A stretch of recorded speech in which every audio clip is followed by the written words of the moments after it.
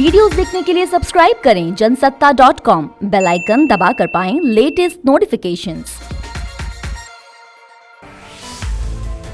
नेपाल और भारत के बीच सीमा विवाद शांत होने का नाम नहीं ले रहा है। एक बार फिर नेपाल के प्रधानमंत्री केपी ओली शर्मा ने भारत पर निशाना साधा है। ओली ने कहा कि भारत नकली काली नदी का निर्माण कर नेपाल सीमा में सेना तैनात करता है और साथ ही उन्होंने सीएम योगी आदित्यनाथ के तिब्बत वाले बयान पर पलटवार किया है। तो आइए जानते हैं इस रिपोर्ट में क्या है पूरा मामला।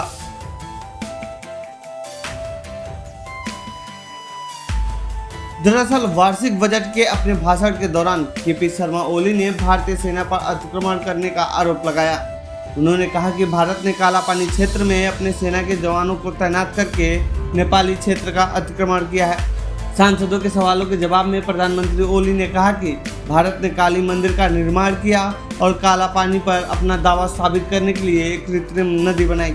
उन्होंने कहा कि सरकार ने लिपू लेक, काला पानी और लिम्पियाधुरा को प्राथमिकता दी है क्योंकि इसकी अंतर्राष्ट्रीय सीमा के अन्य हिस्सों में नेपाली क्षेत्रों पर इस तरह कब्जा नहीं किया गया है और यह नक्शे पर देखा जा सकता है।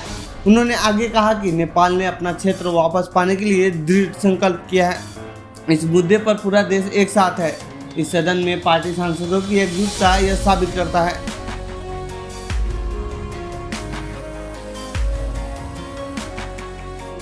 नेपाल के सांसदों द्वारा उठाए गए एक सवाल का जवाब देते हुए प्रधानमंत्री ओली ने कहा कि सीएम मुख्यमंत्री के रूप में अगर वह ऐसी बात करते हैं तो यह आलोचना का विषय है। हम इसे नेपाल का अपमान समझते हैं। नेपाल ऐसी भाषा के लिए बिल्कुल तैयार नहीं है। मैं योगी जी को बताना चाहूँगा कि हम इससे खुश नहीं हैं।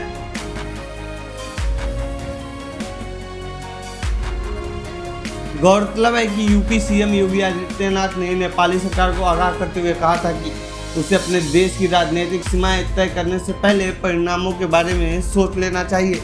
उन्हें यह भी याद करना चाहिए कि तिब्बत का क्या हश्र हुआ। मुख्यमंत्री ने नेपाल के साथ भारत के सदियों पुराने सांस्कृतिक रिश्ते का हवाला दिया था और कहा था कि भारत और नेपाल भले ही दो देश हों लेकिन यह एक आत्मा है। दोनों देशों के बीच सदियों पुराने सांस्कृतिक रिश्ते हैं जो सीमाओं के बंधन से तय नहीं हो सकते।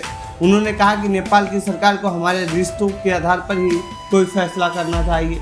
अगर वह नहीं चाहता तो उसे तिब्बत का हश्र याद रखना चाहिए।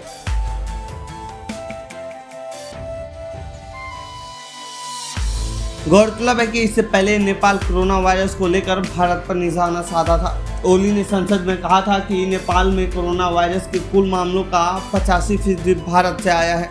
इससे पहले भी ओली ने ऐसा कहा था कि नेपाल को इतना खतरा इटली और चीन से आने वाले कोरोना मामलों से नहीं है जितना भारत से आने वाले लोगों से है। बता दें कि नेपाल में कोरोना वायरस के कुल मामलों की संख्या 4085 है।